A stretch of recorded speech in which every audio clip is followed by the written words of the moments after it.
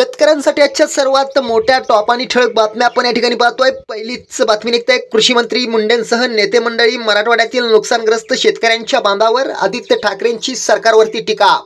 पुढली मोठी बातमी निघते मराठवाडा विदर्भात पाऊस उघडदीप देणार, आज आणि उद्या राज्याच्या काही भागात जोरदार पावसाचा अंदाज।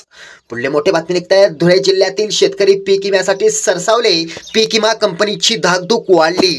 पुढली मोठी बातमी निघते शेतकऱ्यांनो काळजी करू नका, नुकसान भरपाई सरकारच्या छाताडावर बसून घेऊ, मनोज जरांगे पाटील यांची माहिती। पुढली मोठी बातमी निघते पूर्णा परिसरात शेंगाविना सोयाबीन पीक, शेतकऱ्यातून संताप, कंपनीवर कारवाई करण्याची मागणी।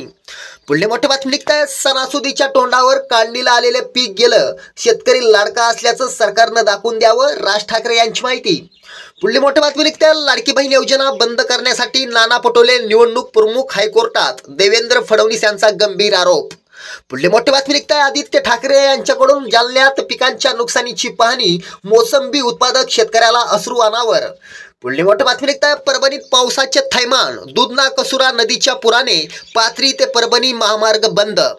पुढली मोठी बातमी निघते गणपती बाप्पा पावले, कापूस सोयाबीन उत्पादक शेतकऱ्यांना 10 सप्टेंबर पासून अर्थसहाय्य वाटप होणार, शेतकऱ्यांना दिलासा। शेतकऱ्यांसाठी या होत्या सर्वात मोठ्या टॉप आणि ठळक बातम्या। धन्यवाद।